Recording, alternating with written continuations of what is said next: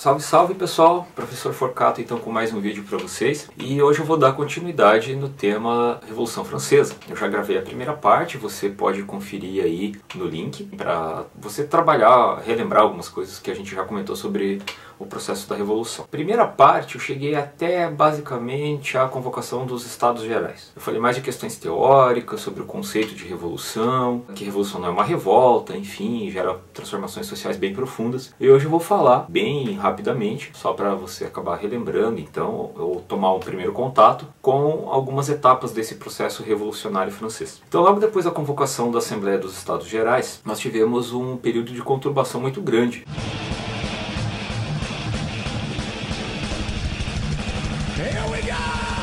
Dentro da França, porque o terceiro estado, você já sabe quem que eles são, não aceitou o esquema de votação que existia dentro da França. Eles não aceitavam, porque obviamente eles iam sempre acabar perdendo. E aí, a partir disso, o terceiro estado decide se proclamar a Assembleia Nacional Constituinte. Basicamente, eles se tornaram independentes em relação aos outros dois estados. A partir daí, o rei francês ele já começa a perder o controle do país. E isso fica mais evidente lá no dia 14 de julho de 1789, que é quando acontece a tomada da Bastilha. Depois da tomada da Bastilha, a gente vai ter uma fase de governo, por conta dos revolucionários, que vai acabar trazendo algumas questões super importantes para o decorrer do processo da Revolução. A gente vai ter ali a Declaração dos Direitos do Homem e do Cidadão, a gente vai ter ainda nessa sequência a criação da Constituição Civil do Clero, na qual os religiosos já não eram mais tratados assim de um jeito especial pelas leis francesas, eles eram considerados civis, pessoas comuns. Inclusive nós tivemos religiosos que aceitaram essa Constituição Civil do Clero, que passaram a ser chamados de padres juramentados, e os padres que não aceitaram isso, que eram os padres refratários. Então, só por essa informação você já consegue ter assim um problema teórico na sua cabeça, né, de que é aquela ideia de revolução como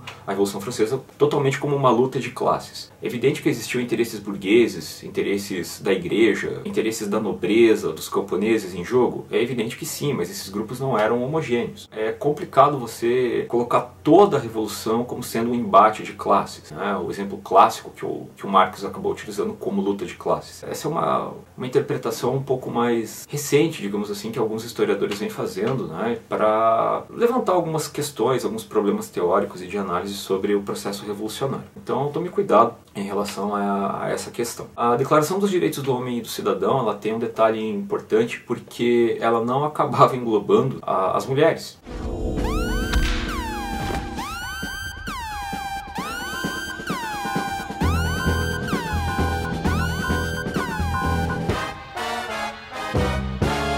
Inclusive isso foi alvo de crítica por parte de alguns revolucionários, principalmente por conta de algumas mulheres que eram politicamente bem ativas na época. Talvez o caso mais famoso seja da Olympe de Gouges, né? Não sei se pronuncia exatamente assim o nome dela, mas ela escrevia lá algumas peças de teatro, alguns textos, e ela fez uma espécie de paráfrase assim, né, sobre a Declaração dos Direitos do Homem e do Cidadão, criando a Declaração dos Direitos da Mulher. E ela acabou sendo executada depois pelos revolucionários. Então, essa questão assim de direitos iguais para todos, né? Para todos quem?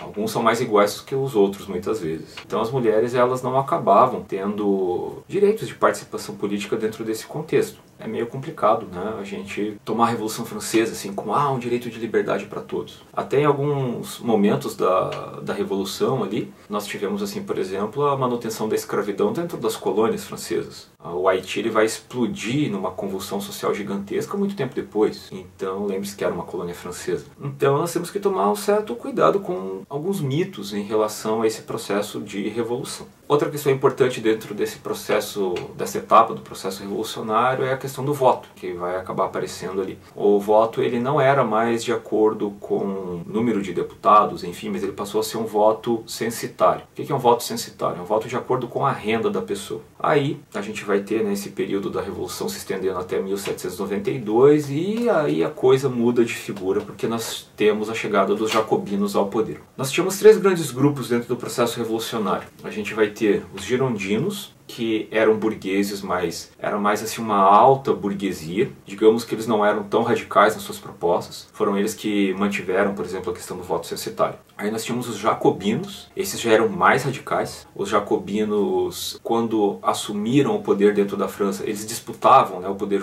com os girondinos, mas quando eles assumiram o poder, a gente vai ter algumas mudanças mais profundas, como o voto não mais por renda, todos os homens podiam votar, a abolição da escravidão nas colônias e a proclamação de uma república, a República Jacobina. E a gente vai ter também até inclusive a mudança do calendário que eles utilizavam. Eles passam a adotar o calendário revolucionário, mudam o nome dos meses, acrescentam alguns dias, trocam os nomes da semana, enfim, eles fazem uma mudança até cultural, né, tentando diminuir assim a influência da igreja, né, a influência católica bem presente dentro da França. E o terceiro grupo que nós temos, eles não costumam aparecer com uma certa frequência, mas esse grupo era chamado de planície ou pântano, porque eles eram pendulares, assim, eles oscilavam. Uma hora eles ficavam do lado dos girondinos, uma hora eles ficavam do lado dos jacobinos. Essa questão de divisão política, ela é importante porque ela que vai dar origem ao termo direita e esquerda, que hoje em dia está sendo usado assim a rodo, né, em discussões políticas. Eu não vou aqui ficar entrando em detalhes sobre isso, tá? Não é meu objetivo aqui, falar de política contemporânea ou coisa do gênero. Mas basicamente a direita é quem, no contexto da Revolução, não tinham propostas e ideias que beneficiassem uma maior parte da população, eram mais conservadores, digamos, e a esquerda era formada por pessoas mais radicais, que queriam mudanças mais profundas, benefícios para os camponeses, para os trabalhadores, para a pequena burguesia. Então daí que surgiu essa definição política, né? As pessoas que ficavam lá à direita do rei e à esquerda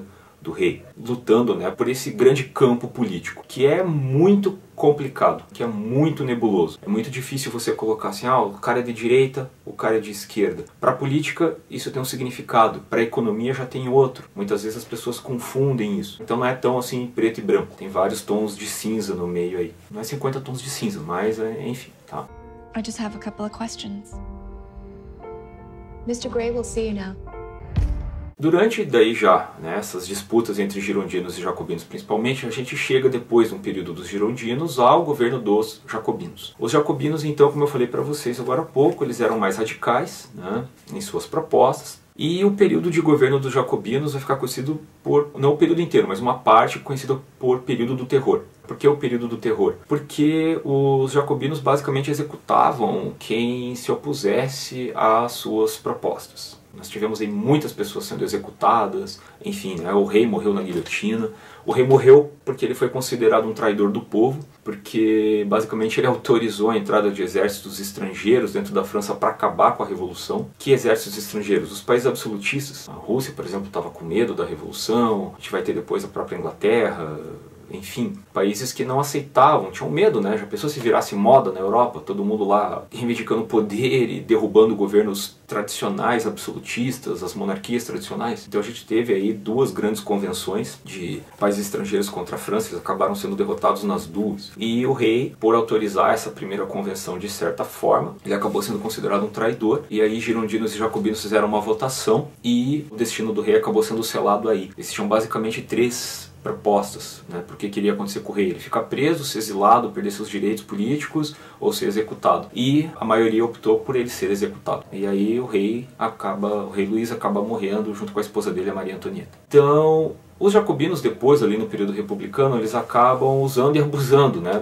da guilhotina, que era o modo de executar as pessoas ali, né? Ela era mais rápido que o enforcamento, era considerado menos cruel de certa forma, porque o cara morre bem mais rápido. E também com aquela execução clássica, né, de chegar ao carrasco com um machado ou uma espada e cortar a cabeça do cara. Geralmente ele não conseguia cortar num golpe só, porque aquela espada e aquele machado não estava afiado. Então, enfim, né, um sadismo absurdo lá, né, mas esse tipo de coisa acabava acontecendo, né? Era necessário mais de um golpe muitas vezes para decepar a cabeça de alguém. Mas esse período de abuso, né, da guilhotina, de abuso de certa forma de uma autoridade, também é um problema teórico complicado, porque alguns filósofos inclusive consideram que esse radicalismo jacobino foi necessário, porque se não houvesse o radicalismo, a revolução se perderia. Enfim, não me cabe julgar, não cabe a nós fazer nenhum tipo de julgamento moral aqui. Só relembrando algumas questões importantes da Revolução e não vou entrar em detalhes sobre isso. O fato é que que os jacobinos enfrentam até uma oposição esquisita, né, de alguns camponeses que talvez fossem os mais interessados em que a coisa explodisse de uma vez, né, dentro do